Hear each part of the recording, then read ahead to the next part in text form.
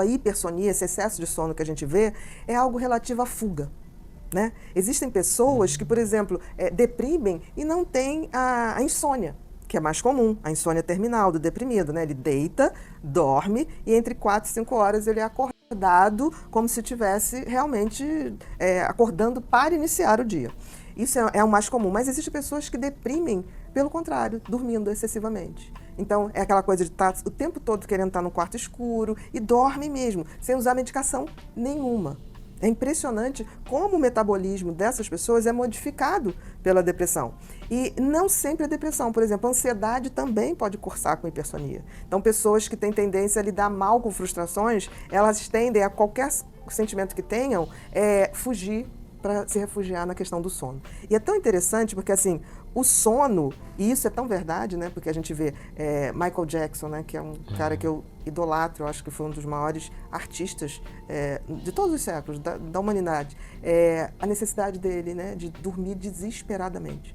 Né? Porque o sono tem essa coisa da gente fugir dos problemas. No sono eu não tenho ansiedade, durante o sono eu não penso em problemas. Então o sono ele tem essa coisa muito idealizada da fuga ideal, né? Porque é quase como se morrer e voltar e continuar existindo. É quase aquela coisa, morrer de amor e continuar existindo. É maravilhoso. Então, assim, só que a gente não controla isso desta maneira, porque o sono ele tem uma função biológica, né? Então tem um mecanismo, o cérebro programa o sono. Então toda vez que a gente começa a ter ausência do sono ou excesso do sono, alguma coisa não está bem. Esse cérebro está sofrendo por ansiedade, por depressão ou por oxigenação. A gente tem que buscar uma saída, porque nem a insônia nem a hipersonia são condições reparadoras do sono. E é verdade, você falando isso, eu percebo assim, tem várias pessoas que no momento de crise, né, e o restante da família, do contexto social que vive, nossa, ele foge dos problemas, ele não está aqui para enfrentar, está lá dormindo. Exatamente. Mas é uma forma mesmo de fuga. É uma forma de fuga. De não e, em lidar geral, com é uma coisa muito ruim, porque esse sono da fuga, a hipersonia da fuga, ela não é um sono reparador. Então, a pessoa dorme excessivamente, mas ela levanta muito cansada.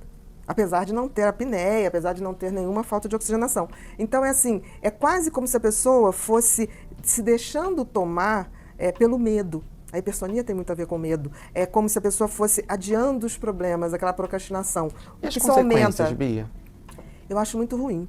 Porque a hipersonia, você entra num processo de adiar os problemas. E problema adiado, eu costumo dizer que ele aumenta de tamanho. É verdade. E aumenta muito. E aí, quando você se depara com o problema em última instância, ou seja, não dá mais para adiar, ele está enorme. Aí você fica mais traumatizado, porque tem que lidar com um problema imenso e torna a fugir. Então, a hipersonia, ela tende a ser um mecanismo de fuga relacionado ao medo